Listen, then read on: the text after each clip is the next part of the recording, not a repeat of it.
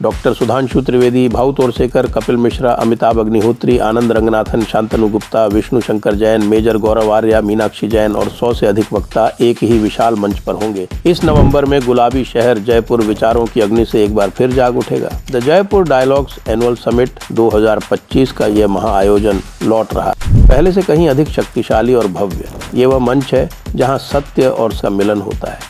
3 दिन तक राष्ट्रीय सुरक्षा से लेकर सांस्कृतिक पुनर्जागरण तक हर विषय पर बेबाक और निर्भीक चर्चा की। ये केवल एक समिट नहीं बल्कि एक सभ्यता की आवाज़ है जो अपना वृत्तांत स्वयं लिख रही है। इस महत्वपूर्ण राष्ट्रीय संवाद का हिस्सा बनने के लिए आप अपना रजिस्ट्रेशन करा सकते हैं। इस वैचारिक आंदोलन को समर्थन देने के लिए आप सेशंस को स्पॉन्सर कर सकते हैं और आयोजन स्थल पर अपना स्टॉल लगवाकर व्यापक दर्शकों तक पहुंच सकते हैं। वहां रहें, साक्षी बने, आवाज़ बने।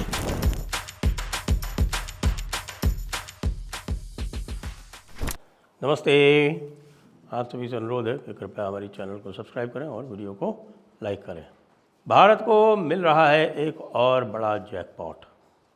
जी हाँ, आपको हम बता चुके हैं कि किस तरह से भारत को अथाह तेल की संपदा मिल रही है, अथाह गैस की संपदा मिल रही है, अथाह रेयर अर्थ्स और मिनरल्स की संपदा मिल रही है। और अब उसी दिशा में एक और बड़ा कार्य आरंभ हो रहा है और वो ये है कि भारत का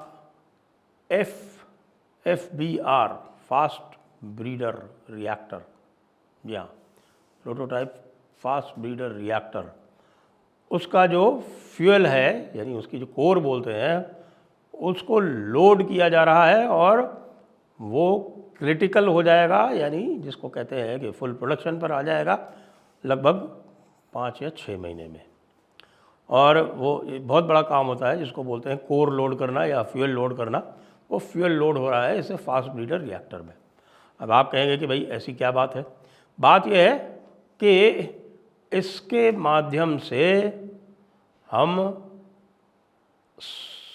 स्वनिर्भर हो जाएंगे, आत्मनिर्भर हो जाएंगे और हमारे यहाँ जो अथाह थोरियम की संपदा है उसका उपयोग करके हम यूरेनियम भी प्रोड्यूस करके और उसको एक एंडलेस साइकिल में इसका उपयोग करके 500 गीगावाट, जी हाँ 500 गीगावाट का मतलब होता है 500 × 1000 यानी 5 लाख मेगावाट। 5 लाख मेगावाट जरा सोचिए। अभी हमारी टोटल कैपेसिटी जो है वो आप ये मानिए कि अभी मुश्किल से 4 गीगावाट हुई है। 4 नहीं, वो 400 गीगावाट है और उसमें 500 गीगावाट का इजाफा और हो जाएगा। हम विश्व में इलेक्ट्रिक कंज्यूमर्स में पहले 10 में आ जाएंगे। इलेक्ट्रिसिटी कंज्यूमर्स में चीप इलेक्ट्रिसिटी कैसे? देखिए, इसके लिए थोड़ा समझना पड़ेगा क्योंकि ये जो है ये परमाणु रिएक्टर्स की बात हो रही है। तो परमाणु रिएक्टर्स में ये जानना पड़ेगा कि साहब की ये क्या है कि जो यूरेनियम होता है वही इन सब का माई बाप होता है, लेकिन यूरेनियम के भी कई रूप होते हैं। एक होता है यूरेनियम 235 जिसको हम कहते हैं कि साहब की वो सबसे हाईली रेडियो एक्टिव यूरेनियम होता है और इसी 235 का जब 70 से 80% एनरिचमेंट हो जाता है, क्योंकि जो नॉर्मली जो यूरेनियम मिलता है प्रकृति में उसको बोलते हैं यूरेनियम 238। तो ये जो यूरेनियम 238 मिलता है प्रकृति में तो आप समझें कि लगभग 99.3% तो यही मिलता है। केवल 0.7% जो होता है वो यूरेनियम 235 होता है। तो जो नेचुरल वाटर के साथ में जिस यूरेनियम को हम यूज़ करते हैं वो आप ये समझिए 5 से 7% एनरिच करके uranium 235 enriched to about 5 to 7%, उसको हम नेचुरल वाटर के साथ उपयोग करते हैं, तब एक साइकिल स्टैब्लिश हो जाता है, न्यूक्लियर साइकिल, जिससे कि बिजली बनती है। यही जो है इसको जब यूरेनियम 235 को उपयोग में लाना होता है एटम बॉम्ब बनाने के, तो उसको 70% से ऊपर लगभग 80% तक उसको एनरिच करना पड़ता है। कठिन मामला है, लेकिन भारत ने इसका एक अलग रास्ता निकाला। भारत ने बनाया एक 3 साइकिल सिस्टम और उसमें भारत ने यूज़ किया यूरेनियम 238 विद हेवी वाटर। जिसको बोलते हैं pressurised heavy water reactors, PHWR। और ये प्रेशराइज्ड हेवी वाटर रिएक्टर उपयोग करके और उससे जनरेट होता है फिर प्लूटोनियम, जिसकी एटॉमिक वैल्यू है 239, यानी यूरेनियम 238, प्लूटोनियम 239। प्लूटोनियम भी हाईली रेडियो एक्टिव होता है और प्लूटोनियम से बॉम्ब भी बनाया जाता है। प्लूटोनियम से भी बॉम्ब बनाया जाता है, एटम बॉम्ब बनाया जाता है। एटम बॉम्ब या तो U-235 का होता है या फिर प्लूटोनियम का होता है। इसीलिए आपने देखा होगा कि भारत में यूरेनियम एनरिचमेंट की कोई बड़ी आपके जिसको बोलते हैं ना सेंट्रीफ्यूज प्लांट्स वगैरह नहीं है, क्योंकि हम यूरेनियम 235 का उपयोग करते नहीं, हम तो प्लूटोनियम का उपयोग करते हैं। तो ये जो दूसरा साइकिल होता है वो ये होता है कि भाई आप प्लूटोनियम को एज फ्यूल यूज़ करो। प्लूटोनियम को एज फ्यूल यूज़ करके और फिर उससे जो बाई प्रोडक्ट निकलता है वो होता है यूरेनियम 233। और यूरेनियम 233 जब निकलने लगता है भाई साहब, और यूरेनियम 233 के साथ में आप थोरियम जो है पूरे विश्व में भारत में सबसे अधिक सबसे प्रचुर मात्रा में पाया जाता है। एक मोनाजाइट नाम का एक एलिमेंट होता है, उस मोनाजाइट से ये थोरियम निकलता है। और ये मोनाजाइट जो है पूरे केरला कोस्ट में, पूरे उड़ीसा कोस्ट में जितना आप चाहें उतना आपको मिल जाएगा। ये सैंड में मिलता है। ये सैंड में भारत में बहुत बड़ी मात्रा में, इतनी बड़ी मात्रा में है कि अगले 500,000 वर्ष तक और किसी चीज़ की तरफ देखने की आवश्यकता ही नहीं। आप केवल यूरेनियम 233 और थोरियम डाइऑक्साइड का मिक्सचर यूज़ करके आप इनको पावर कर सकते हैं और इनको मिनिएचराइज कर सकते हैं। छोटे छोटे 200-300 मेगावाट के जो आप कह रहे हैं, जो बात कर रहे हैं रिएक्टर्स बनाने की, वो इनसे बनते हैं।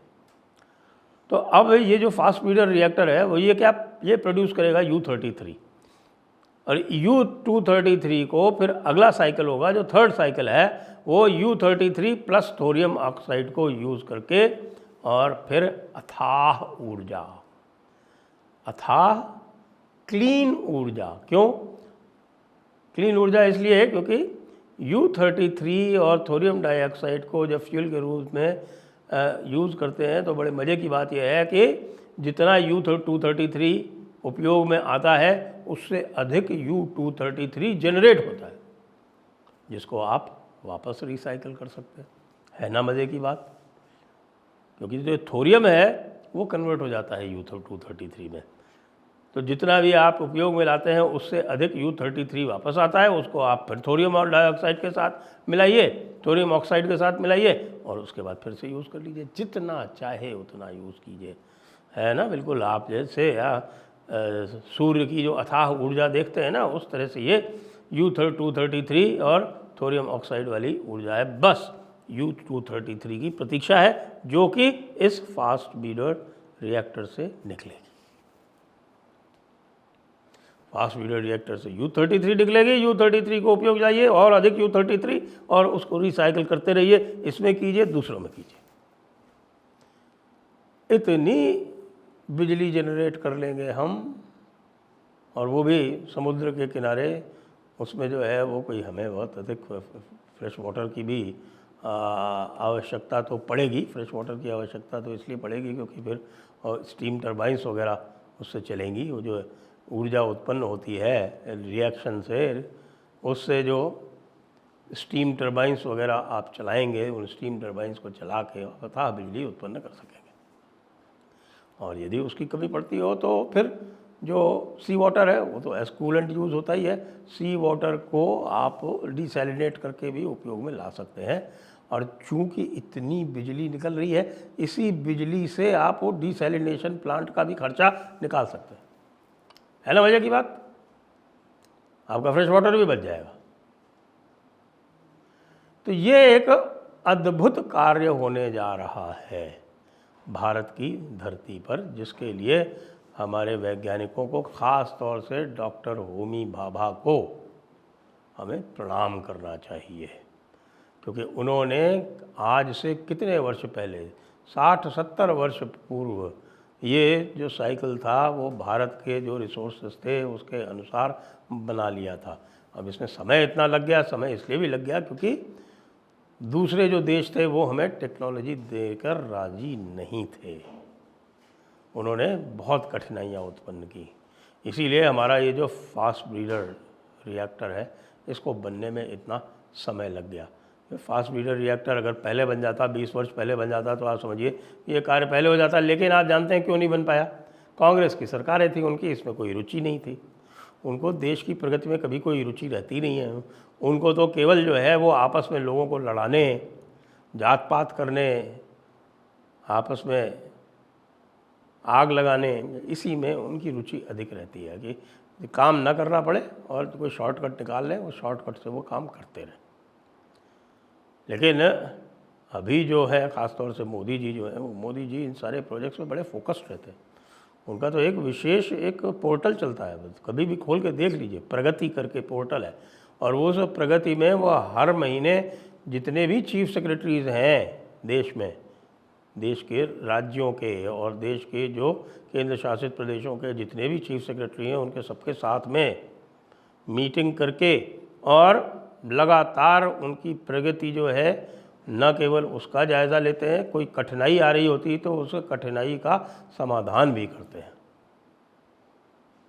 इसीलिए आज ये स्थिति है कि हम ऑयल में आत्मनिर्भर होने जा रहे हैं। ऑयल में भी बड़ी समस्याएं थी जो मैं आपको पहले बता चुका हूँ, लेकिन ऑयल में वो पूरा सिस्टम चेंज किया और सिस्टम चेंज करने के कारण ही फिर बाहर की कंपनीज आई और अपनी टेक्नोलॉजी ला के और इतना डीप एक्सकवेशन कर रही हैं कि अंडमान सी में हमें इतना ऑयल और इतनी गैस मिलने जा रही है।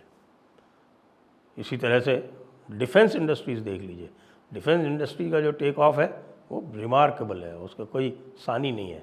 और अब ये आप देख सकते हैं कि ये एटॉमिक एनर्जी के क्षेत्र में कितनी बड़ी प्रगति, कितनी बड़ी क्रांति होने जा रही है। जय हिंद, जय भारत, वंदे मातरम।